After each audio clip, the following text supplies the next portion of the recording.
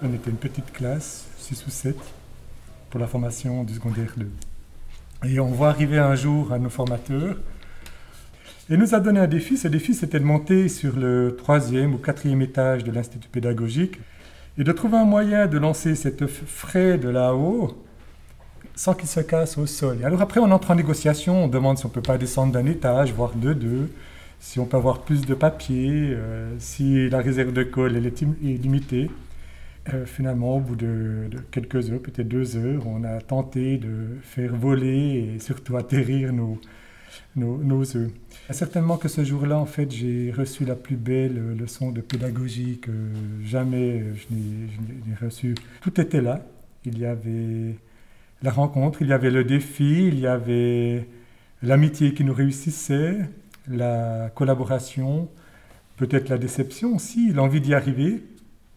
Et pour finir, la réussite. C'est aussi finalement cette manière de travailler ensemble qu'il faut retenir.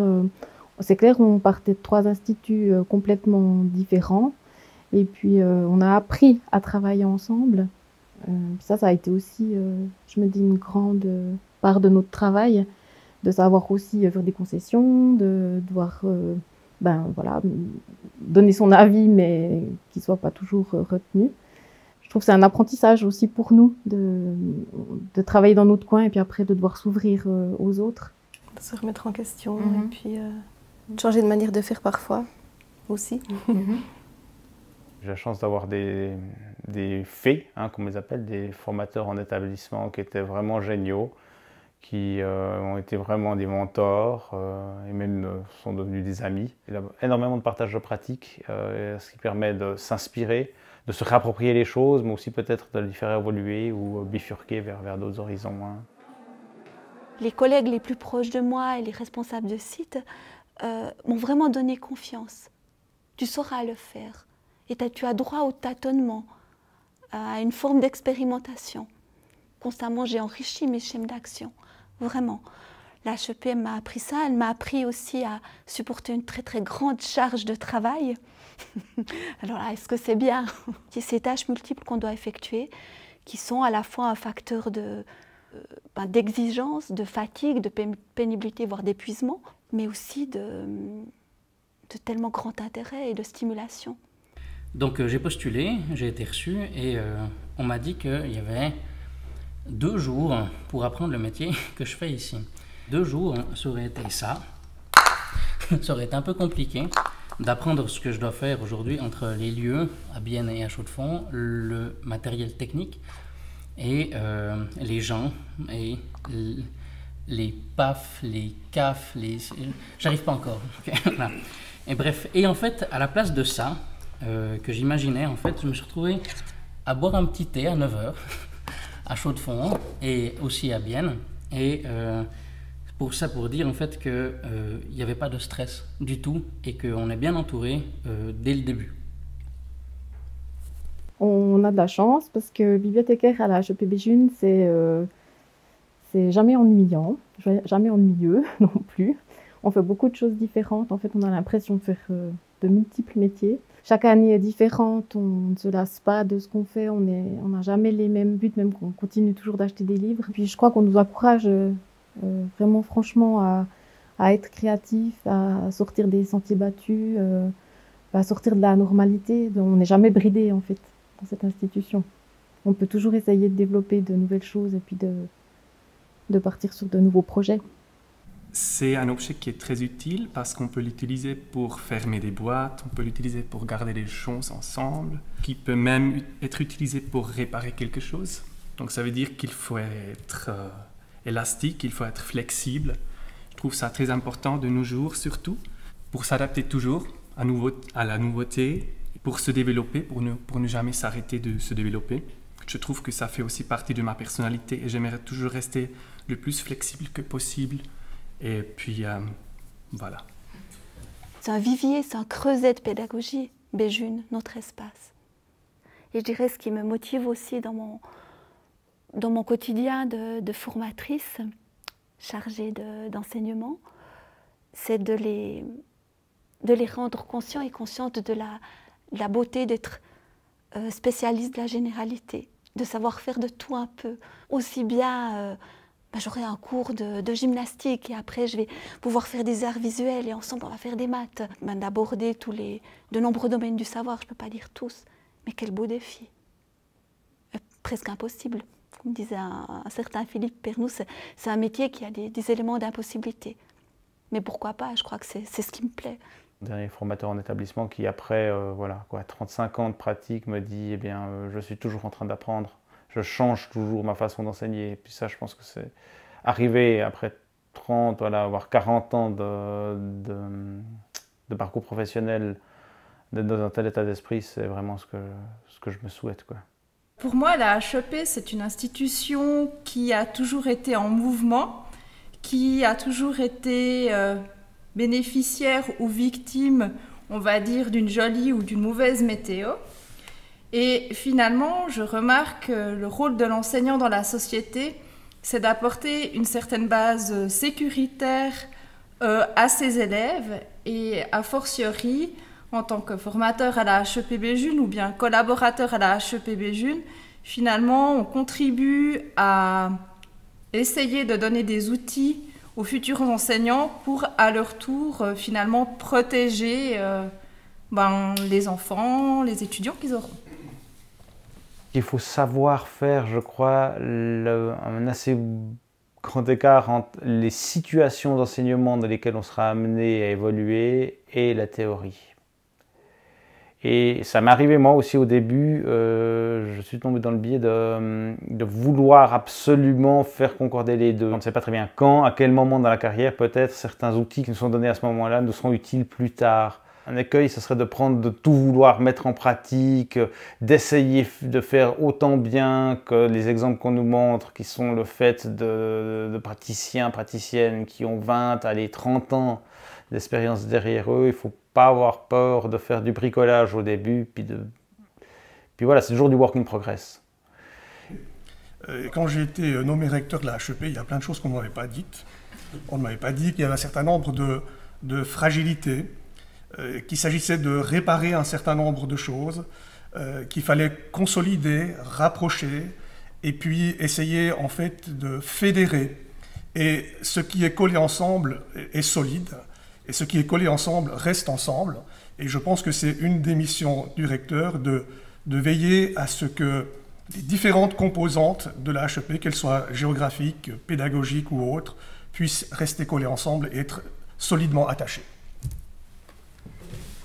Je crois qu'il y a une des personnes interrogées qui disait ça, la HEP, on va la faire et il y a une perle à l'intérieur. Et je crois vraiment là que nous avons des perles et qu'on les utilise peu, ou trop peu, parce que il y a la force des choses, il y a la force de nos horaires, de notre travail. Je me demande comment, concrètement, on pourrait faire fructifier le fait d'être sur 3 sites. Pour moi, si j'utilise un terme de la recherche, une démarche absolument inductive qu'il faudrait. Comment utiliser ces cultures individuelles pour en faire une force commune. Surtout pas les nier, mais trouver un moyen de les rassembler. J'ai réalisé qu'une bonne partie de mon travail, c'est de répondre à une question très simple. Que fait la HEP? En fait, je réalisais qu'à travers cette question, mon job, principalement, c'est de tisser des liens. Tisser des liens, alors on peut s'amuser à tisser des liens, alors bien entendu, au sein de la HEP, entre les 3 sites, entre les filières de formation, entre le terrain pédagogique et les formatrices et les formateurs, entre les politiques et la HEP, entre les membres du rectorat, bref. Donc ça, c'est vraiment le cœur de mon travail. Et ce qui est important de dire, c'est qu'à l'image finalement de cette pelote, c'est que j'ai toujours du plaisir à travailler à la HEP, et finalement, des moments où j'arrive encore à m'amuser tout en tissant des liens, eh ben, ça veut dire que je suis encore, peut-être, j'espère, la bonne personne à la bonne place. C'est la rencontre humaine. C'est rencontrer des étudiants, des étudiantes, c'est rencontrer des collègues, voir à quel point on a besoin l'une de l'autre et l'un de l'autre pour que la formation fonctionne. Et quand on prépare quelque chose, par exemple une exposition ou une exposition itinérante, on doit toujours le prévoir pour les 3 sites. Donc on ne travaille jamais, à part pour la permanence, je dirais, de près où on est vraiment physiquement ici à Delémont, on travaille toujours pour les 2 autres aussi, bibliothèques. Puis les autres font exactement la même chose pour nous. Qu'on a vraiment une bonne dynamique et puis ça c'est vrai que c'est aussi agréable de se dire qu'on est sur 3 cantons mais qu'on est très complémentaires et puis qu'on fait vraiment les choses ensemble aussi. Tout ce projet de créer la HEP, c'est l'ancrage dans une région pour dépasser finalement les frontières cantonales et miser sur cette tricantonalité. Ces 3 sites sont incontournables, c'est ainsi on n'aurait pas pu imaginer rassembler la HEP sur un seul site, mais qu'est-ce que ce serait intéressant de rencontrer régulièrement les collègues de la formation secondaire, les collègues de l'enseignement spécialisé, de manière informelle, pour partager un moment. Moi, je raconte cette histoire à propos des relations entre recherche et formation. Quand je suis arrivé, on a essayé d'organiser plein de séances avec les collègues pour discuter, pour élaborer un plan d'action, mais il y avait des problèmes d'horaire. Impossible. Mais les gens, oui, mais je dois juste aller au bureau un moment chercher mon truc. On ne trouvait pas. Ceux qui étaient à la photocopieuse pendant toute la journée, hormis les pauses pour le café, bien entendu. Et puis les chercheurs qui notamment disaient, oui, je traite encore mes 150 mails, dans 2 minutes, je rejoins. Et je me suis dit, mais il faut trouver un terrain commun pour dialoguer, pour faire quelque chose. Et on l'a trouvé, ce terrain. C'était un joli terrain de foot du site de Bienne. Et puis, c'est effectivement là qu'on a pu interagir, pas simplement avec des problèmes scientifiques ou pédagogiques, mais mieux se connaître, trouver une manière de se retrouver, pas forcément autour d'un bureau, autour d'une table. Et puis, à partir de là, on a pu se rencontrer sereinement et de manière efficace aussi dans nos bureaux. Petite parenthèse, le score final a été 3-1. Je vous laisse imaginer que l'équipe a gagné. Merci. Mais c'est vrai que le conseil ultime, enfin tout étudiant de l'HEP, c'est une bonne bande de copains, copines, c'est absolument essentiel. C'est vraiment le conseil numéro 1.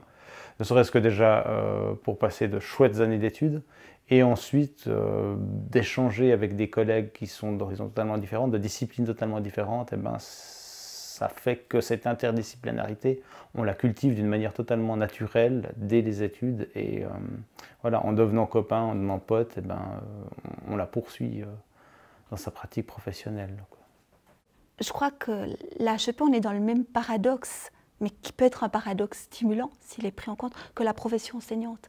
On agit toujours entre des cadres institutionnels, cantonaux et autres, qui vont guider notre action, mais d'autre part, il faut avoir une autonomie absolument essentielle pour que l'art d'enseigner puisse être mis au service des élèves, au service de leurs apprentissages. Mais la HEP, c'est un peu pareil. Oui, on a des aspects d'énormes navires de plus en plus qui peuvent être lourds à faire bouger, qui peuvent apparaître oppressants parfois par rapport à ces exigences.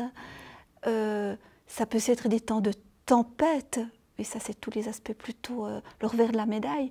Ça peut être des moments où effectivement j'ai la tête sous l'eau, mais d'autre part la HEP, c'est un voyage qu'on a à faire ensemble, et ce voyage, si il est sur l'eau, ça me ravit parce que j'ai pas envie qu'il soit complètement plat.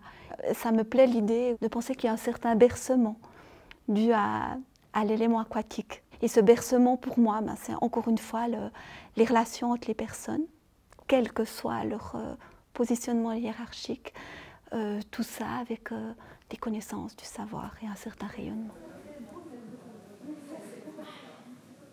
On se disait qu'on aurait peut-être une année un tout petit peu plus calme l'année suivante parce qu'on trouvait qu'on avait eu beaucoup de choses dans l'année en cours. Puis en fait, non, ça recommence, ça bouge tout le temps. Donc voilà, on attend de voir. Et puis c'est ça qui fait aussi la richesse de cette institution. Et puis la motivation future, c'est qu'on sait qu'il y aura toujours quelque chose qui va nous tomber dessus.